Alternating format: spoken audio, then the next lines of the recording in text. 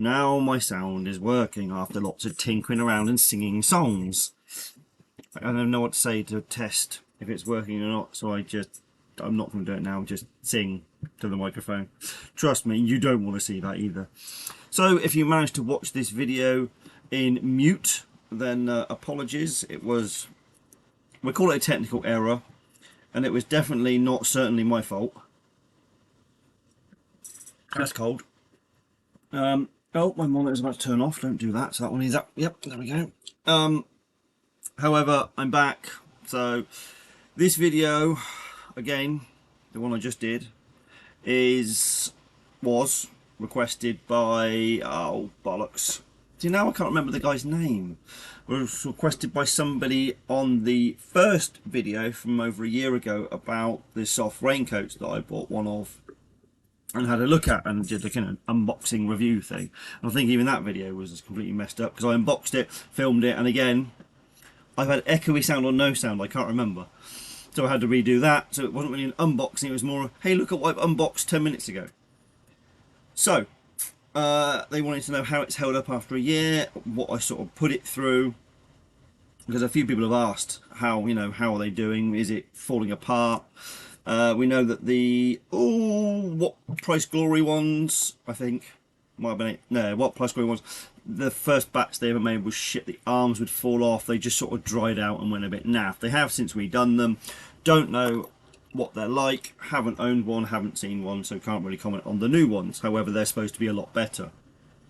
Then again, a lot better than something that falls apart isn't really much to aim for. However, it could be amazing, the absolute dog's bollocks, I don't know. I do know about the soft one that was there, and now I threw it over there. So, I don't really, as many of the Mistrop guys will tell you, don't really look after my kit as much as I should. You know, guns get thrown down, webbing gets lobbed around, stuffed in bags, clothes just get thrown about and again stuffed in bags. It's just the way I am. So this raincoat gets screwed up, stuffed in bags, rolled up, flung on the floor, draped over me, used as blankets, pillows, covers, whatever. It just gets abused. So for the purpose of the video, actually it's quite good. Now, this has survived with me over a year. It's been to quite a few shows. It's had a lot of rain. And I'm going to do this again now. All the seams are absolutely solid. There's no giving anywhere. Wouldn't it be funny if I ripped it though? It's still, luckily, doesn't smell like it did originally, because that smell of like old people's homes, cat piss, and a chemical lab was pretty horrific when I opened that bag. But now, it just smells a little bit of rubber, as it should do. It's a bit dirty in places. None of the seams are going. It's not got, sorry if that's crinkly. Now the mic will probably pick up everything. When you find original ones for sale, well, like ponchos as well, they're dried out, they're crispy, they're crunchy, and they snap when they've gone all brittle. This hasn't got that at all. As you can see, you can screw the thing up, and it's just absolutely brilliant. None of the glue on the seams, like here, none of it's coming apart at all. I am actually probably pulling this. None of it's giving. It's all tough and strong. They have really done a good job. I didn't expect it to hold up this well, I'll be honest with you. SOF have that sort of hit and miss quality some of their products. However, as I said in the video when I got this one, their new stuff, their M42s, they're not amazing, but absolutely perfectly usable, and for the money you pay, you cannot fault what they've done with them. Absolutely. This is a next step up from there. What is wrong with it? It survives, it's waterproof, you can treat it like a piece of shit and it holds up to everything. I've not even pulled a button off as well. Every button is still secure in place. I don't even think there's any loose threads on them. No, Not even the buttons are coming off. It's just got dirt on it. That really is it. Overlord show, which was the first show I think I took it to. We slept in a trench with Zelt Barnes. I know. Zelt, but fucking Zelt Barnes. You're not German. I know. Let's not open Zelt Gate. I still love that term. I won't mention the guy's name who coined that phrase, but I fucking love it, and it gets used a lot. So we won't go into Zelt Gate. We had Zelt Barnes that were open over a captured German trench, and so my legs were exposed to the elements. Wasn't due to rain. Fucking pissed down. Little Harry got flooded out in the middle of the night. He was soaked through, his sleeping bag was soaked, his blankets were soaked, his clothes were soaked, so he had a miserable night. Went to the car, head in there, come back next morning, miserable as sin. All his shit's wet. It just ruins it. There's no point getting soaking wet. Because these guys go, oh no, you should only sleep with one warm blanket, because that's what they did. For what fucking purpose? So you can be miserable, pissed off the next day for the public. Sorry, what? Who sees your modern sleeping bag hidden in a wool blanket? Nobody. There is no point making yourself miserable. And the same as I only use an original World War II sleeping bag. That's great. If you're about 4.5 foot tall, you know, every group, each to their own. If you want to make yourself miserable and uncomfortable, you crack on. I, however, that night had this over my legs that was sticking out, exposed to the rain and the open, and I was absolutely bone dry next morning. They really do make a difference. Yeah, they're what, 140 quid, save a penny, but they're a fairly essential piece of kit for a hobby that we do outdoors. If we were playing soldiers in a warehouse every day, or in B&Q, or anywhere like that, if we were indoors all the time, you could sort of, you know, you could get away with it without not having one. But it is fairly essential. And no, I'm not on commission from SOF. I only wish I was. Fantastic. You can't fault them. Absolutely, I can't fault a single thing about it. QMI also do them. I think they're 120. God, I should have checked in between these two videos. I think they're 129 euros, 129.99 euros. Of course, then you've got to pay a bit more postage. You're going to get stung up the arse for import tax now, because we're not in Europe. Not that we ever have been in Europe, but we're now no longer in EU. So it's going to work out more. Sam has one, but I haven't actually really looked too closely at it. He doesn't generally wear it. I don't even know if he still has it. The biggest difference you can visibly see is the colour. It's a really pale grey with a hint of dusty green. That makes me sound like some sort of colour snob. And it has 19 stitches per square. No, it's not. It's sort of like the colour of that bit of scrim there. And the scrim is a picture to remind me of something to talk about in a minute. I don't know how it holds up. I don't know how it fits. I don't know anything about it other than what it looks like. And you're going to get stung up the arse for import tax and postage. So you may as well buy a soft one. We know how good they are. If you're in the UK, get one. If you're in France, Belgium, Holland, sorry, Baz, Netherlands, then try a QMI one, or don't. Whatever you want to. Whatever works for you. So I'm sure some of you guys know the QMI one, if it's good, if it's bad, if it's got faults, if it's got flaws, if they can be fixed. Please put them in the comments, because, you know, hopefully people will find this video and learn from it, as I will, because I don't know what they're like. Believe it or not, I don't know everything.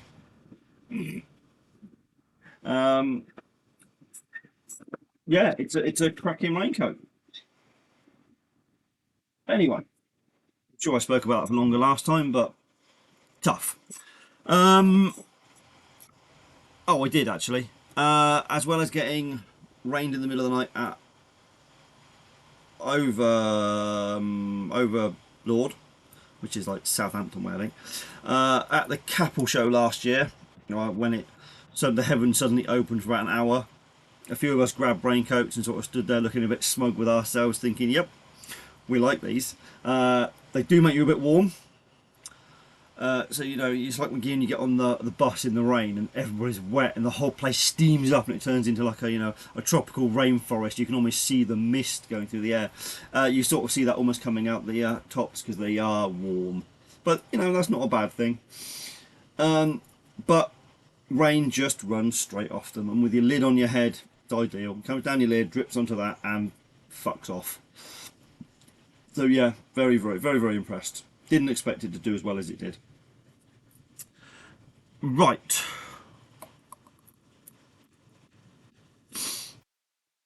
Other bits and pieces, because that's, you know, I knew it would be a fairly short video because there wasn't anything to complain about, annoyingly.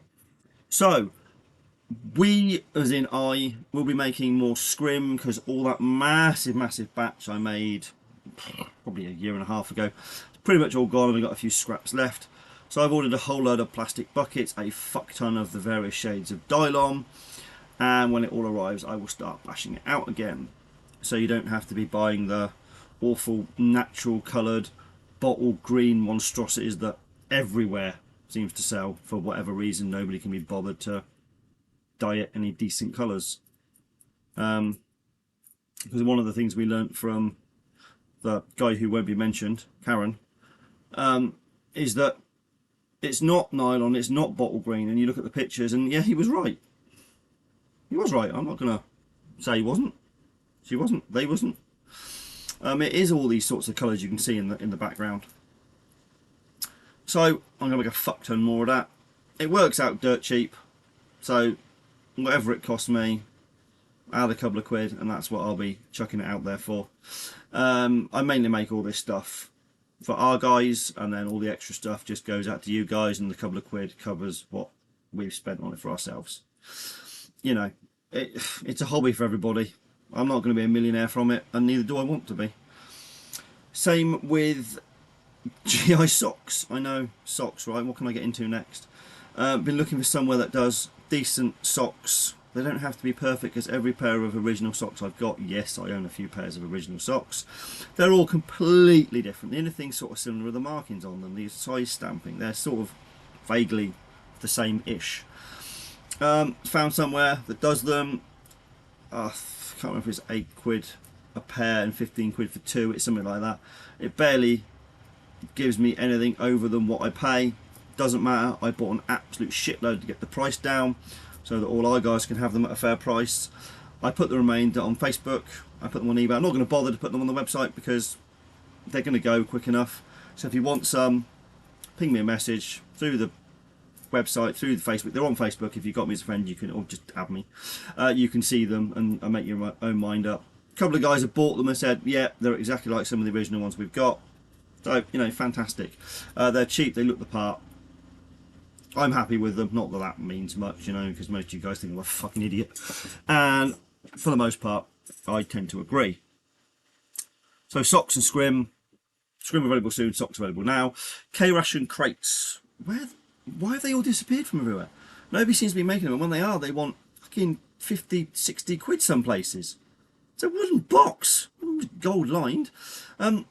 So I've got a shitload of wood arriving shortly. I just had a phone call in between these two videos from one of the suppliers who's supplying the 9mm wood, because most of it's 9mm apart from 2 end pieces which are 18mm. Go figure. The 9mm supplier says there's going to be a 2-week delay because there's just a shortage of 9mm wood. So I doubt that's any of the reason these boxes don't exist, but there we have it. So the crates will be made. On top of that, I'm chasing down a couple of suppliers to make the inner fiberboard boxes. Now this is proving a bit more tricky. However, I have a couple of leads, so we're looking to make those as well to go in them. Because I think there's only one place you can get them from. I believe K-Ration Info do them. And again, they ain't cheap for a cardboard box. They are correct. But, yeah, I'd rather have to buy a shitload and get a whole load of them for cheaper per box, and then pass on the rest to whoever wants one. Now, part of this K-Ration story, I emailed Mars, I emailed Wrigley's, I emailed Heinz, I emailed Kellogg's, some of those companies like PepsiCo, the Cracker Jack company, who used to make K rations were under them, and other companies under Mars and Heinz, etc. Heinz made their own, and Kellogg's made their own. Now, I wanted two things. I wanted permission to use their branding on the boxes, so they get free advertising at shows, so we can tell their sort of company history. And if they had anything in their archives, any photographs, any specs, any information, anything that isn't already out there in the world. So we both win. PepsiCo was just, no, fuck off, we don't want anything to do with you, we're not going to do this, you can't use our branding, go away. Mars was pretty much the same. Wrigley's just blanket ignored us. Kellogg's, however, went literally above and beyond. The woman I spoke to was a bit baffled at first as to what I actually wanted. Had a good conversation about what we do, who we are, you know, and the things we do at shows. And she was absolutely thrilled by this and said, right, I'll get onto this. So she contacted different managers and different departments. They went through the archives, they come back with photographs, they come back with all sorts of bits and pieces that they shared with us. I said, yeah, they've written up a contract with me, so I've got a contract that says I can use their branding for the outer boxes, the inner boxes, as long as it's only for these and it looks like, you know, the pictures that I shared with them. So we actually have an agreement in place with Kellogg's. So Mistrop 44 has an agreement and a contract with Kellogg's. I mean, not something I thought was going to happen when we started this group, but it's quite interesting where this leads you.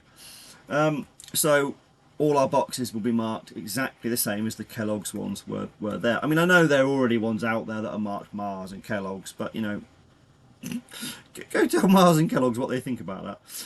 They're soon enough let you know. Of course it doesn't make a blind bit of difference, but it's nice that we've got their support and they shared their information with us. So eventually we should have the outer boxes, the crates, and the inner boxes as well to go with them, and they will match perfectly because I'll make bloody sure I get the sizes right. Other than those items, I think that's all item-wise we're sort of caught up to at the moment. My coffee cans, I'm getting the labels for the lids because some of those were starting to come off. I don't know if anybody had any where they've come off. I've ordered professionally printed stickers now to stick into that space, so they are going to set firm. So if anybody has any that's missing that have come away, ping me a message on Facebook or through the website. Let me know what stickers they are, and please don't just say coffee because there's about 5 or 6 different types of coffee cans. Let me know what they are and I will send you over the replacement stickers and you can stick them in place and throw away the other one. Because that's annoyed me because a few of mine have done that and I'm like, really? I never figured they would come away, you know, they're glued in place, so they shouldn't have done, but now they will be set solid. So those are being printed in a moment and they will be here whenever they get here. So bear with me. Other than coffee cans, I think that's it. In a future video, where are we? 18 minutes, okay. In a future video that I will do soon, disclaimer-ish, we need to go over various dealers, their M42s and their ways of dealing with reenactors. One of our guys, who I won't mention his name, let's call him Sid, he's bought M42s from almost every company. And there has been problems with most, which is acceptable depending on the response you get when you raise these queries. And if they've promised you something prior to them sending you them, prior to them buying you, if they've promised something and then it arrives and it's not that, that's shit. If they then just go, fuck off, it's your problem, obviously without saying the fuck off part, but that's the gist of it, but that ain't right. That ain't right for anybody to trade like that. I don't care whether you're selling shoes, cars, M42s, whatever.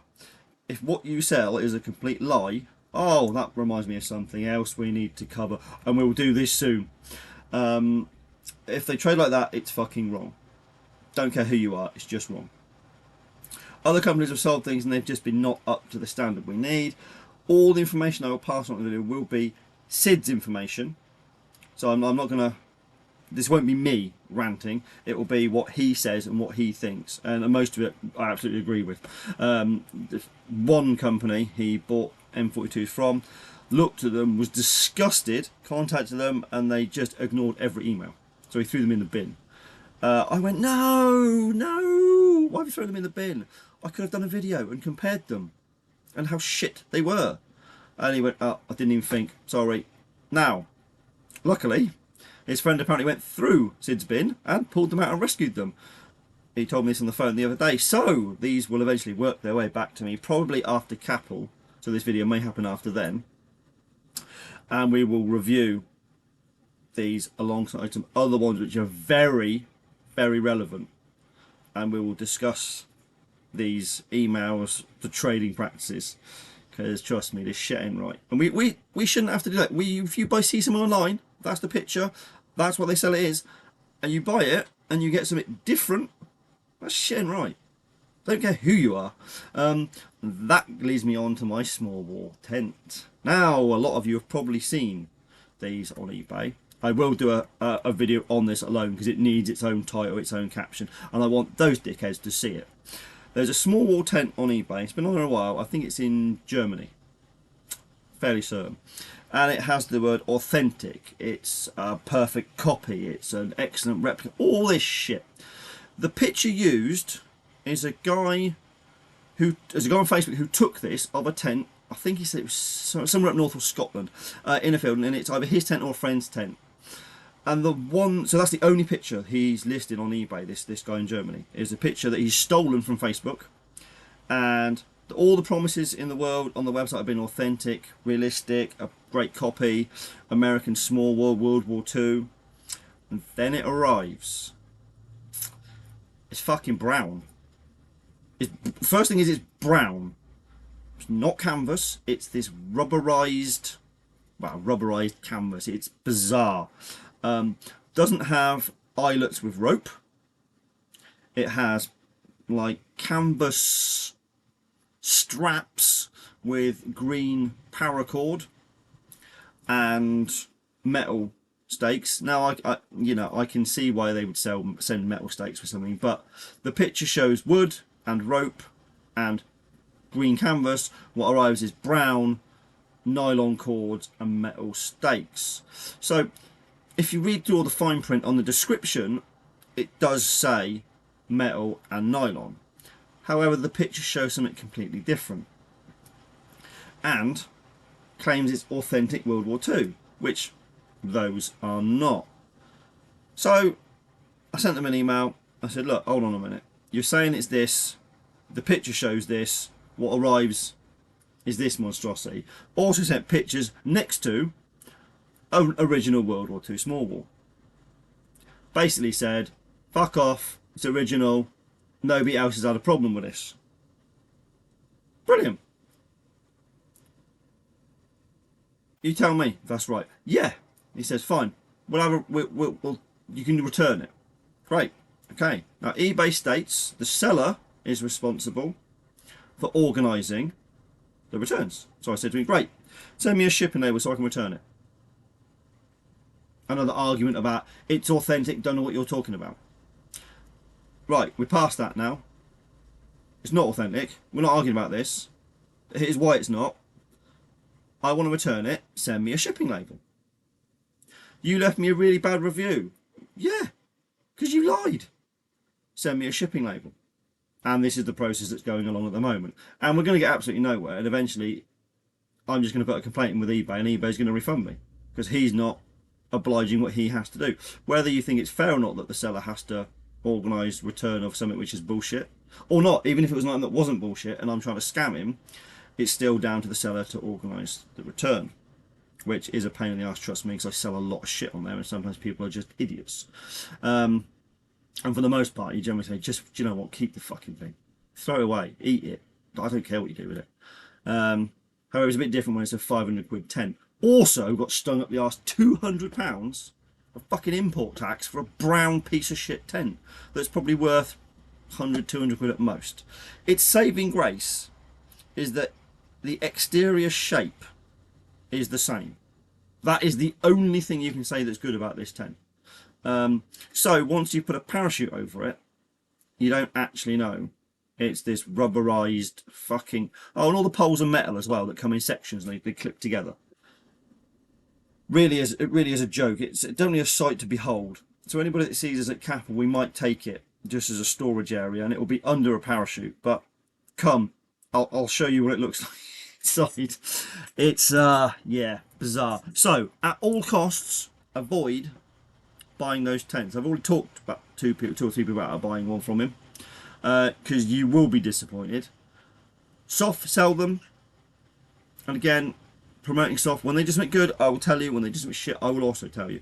SOF small tents, and I then issued with bags at one point. You'd pull it and it'd all rip. Don't know if they've solved that one.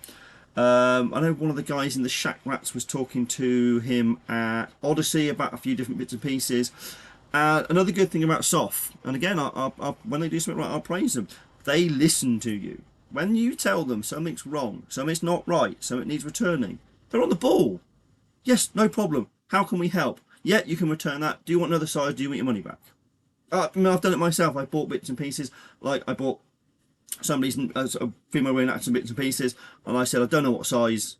I can guess, or you can send both, and I can just return one, or I can buy one size and if it doesn't fit, return it, and we can swap, whichever way they want it. And they're fantastic with things like that. So they do get major credit points for actually giving a shit about customer service, and it means a lot. Anyway, enough of a rant for me. We're over 25 minutes. I'm glad the sound worked. I can see the microphone bombing up and down every time I speak, so something's working. Right, if you're at Capel, come and find us. Come and say hello if you like us. If you don't like us, then, you know, stay in your own fucking little box and don't leave it. Don't talk to us. Don't talk to other groups. Don't talk to the public. You know, do your own shit. Come and have a beer with us. Come and say hello. Come bring us a beer or Jaffa cakes. No amount of Jaffa cakes Mr. 44 won't destroy. Yeah, come and say hello. I'm not as big an arsehole in real life as I am on here. Anyway, hope you guys got lots of good shows coming up. If you need to get hold of me, website, Facebook, usual shit. Anyway, until later. Ciao.